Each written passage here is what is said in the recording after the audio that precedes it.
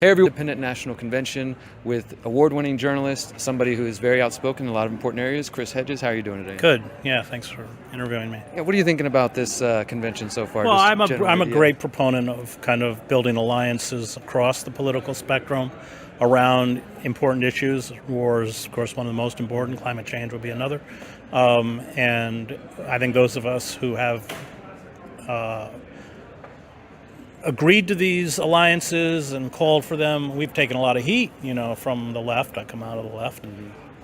But I think it's absolutely vital if we're going to confront entrenched power. That's what we got to do.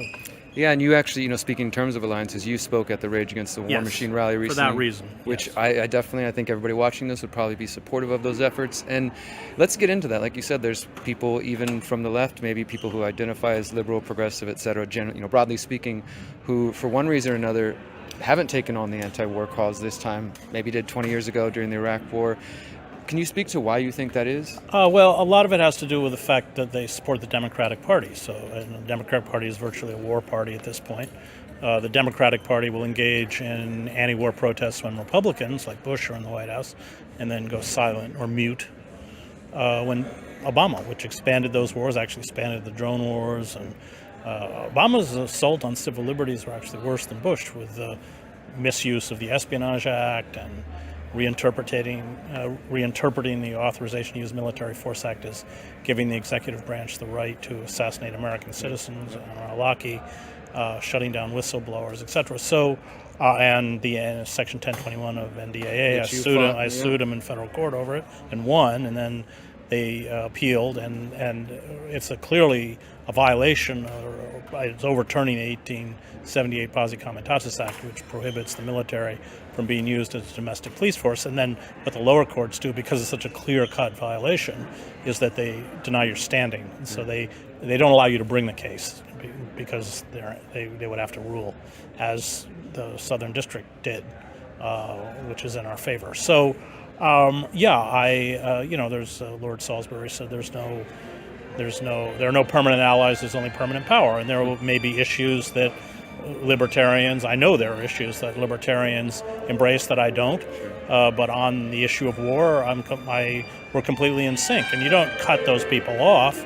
That's what the ruling elites want you to do. They want to create these divisions. Yeah, and so, we now have some effort for coalitions, progressive, libertarians, independents, kind of broadly here. And it does seem that there are those on the right and left that kind of fall for that trap. Like a moment ago, you're talking about how the left maybe goes mute during Obama. The right shuts up when Trump's dropping bombs. Yeah, because it's not about actually being effective. It's about moral purity. Yeah. Both sides are guilty of that. And party over principles. Well, it's more self-adulation over principle. I won't be dirty. I mean, that's what woke politics is all about. So, although the right is, can be as guilty as the left, and that's completely self-defeating. Well, let's dig into that for a moment. I do have another question. I don't want to hold you too long, but you mentioned that word woke, and this is a word tossed around now, as I'm sure you are aware and the audience is aware, by those on the right, Ron DeSantis and others, and sometimes when pressed, they can't really define it. But I do think generally there is something that people are pointing at, and how would you describe that? I would say it is. It's a kind of. It's like the Jacobins. I mean, it's a moral crusade in which I am pure, or I represent the side of purity and you don't. It's moral absolutism, which is not politics, it's anti-politics. And then it comes in forms of the culture war, as some people describe it.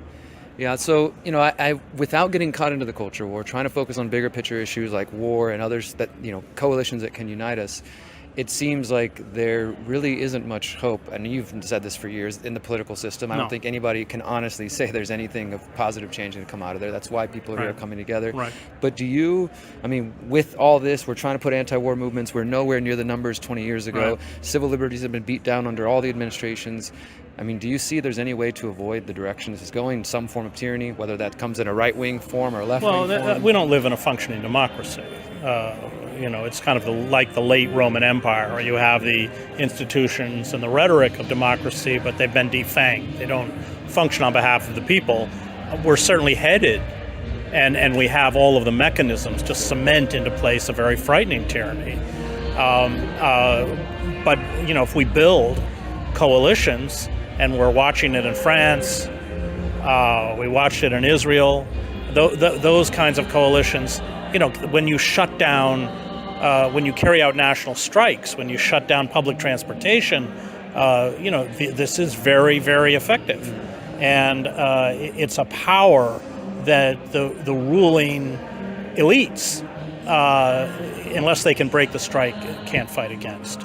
I covered the revolution in East Germany. Erich Honecker, the dictator of East Germany, sent down an elite paratroop division to Leipzig, and the paratroopers wouldn't fire on the crowd. He was out of power in a week. So that is the power we have. It has to cross sectarian and political lines. It means we have to work with people whose opinions we don't share and may even find distasteful. Sure. But that's the only, history has shown that is the only way, the only mechanism by which power can be held accountable. I agree. And last question before we let you go. So another area that the last couple of years is, we're in so many divisive times. Right. We can argue about this thing or that thing. Right. One of the big divisive issues across the political spectrum, but I would say particularly in the left, has been the COVID response, where some people are, concerned about lockdowns and mandates. This term that you might have heard, lockdown left, right. Whether right or wrong, referencing people who didn't speak up or haven't or whatever the case is.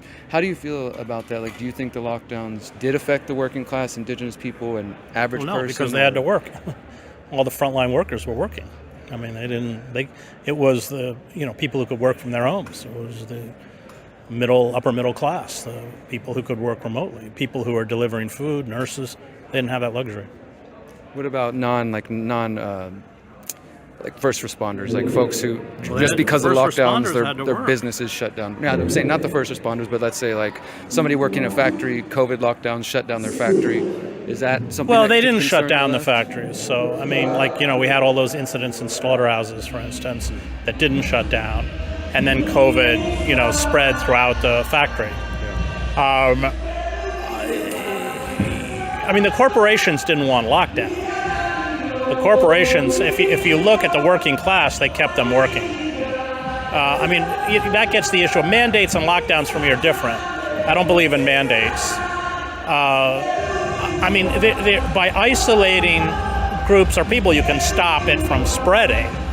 I think that's different. You get super spreaders. We had one at the White House. There are steps that people can take to mitigate the spread of any virus. But mandates are something else. Mandates I don't support. So in the last couple of years, mandates wouldn't have been, like government mandating people for employment? Well, it didn't make any sense, because if you were vaccinated, and I was vaccinated, if you were vaccinated and you were asymptomatic, you can still spread it. So why is punishing somebody who wasn't vaccinated? And then, of course, if they get COVID, they might as well have been vaccinated. The whole thing was kind of nutty. One of the concerning things to me about this is that, like you were just saying, as far as you can still spread even after getting it, but of course, plenty of people, including myself, were censored or banned for reporting on that. Right. And then people like I come from more of a left-leaning background as well in Houston. But the moment I said, hey, maybe this isn't something we should be forcing, all of a sudden my former allies are labeling me right-wing, and you've had the same thing. I have a lot of friends that weren't vaccinated. Do you trust these people? I got it, but I don't trust them. Sure. So I kind of wasn't censorious. I share their concerns. I made a decision to get vaccinated, but I fully respect their decision not to be vaccinated. You see the concerns around the massive influence of big pharma, Pfizer funding the media. Don't trust these. Obviously, you know about that. Yeah, these people are totally untrustworthy. Well, thank you for your time, Chris. I appreciate you.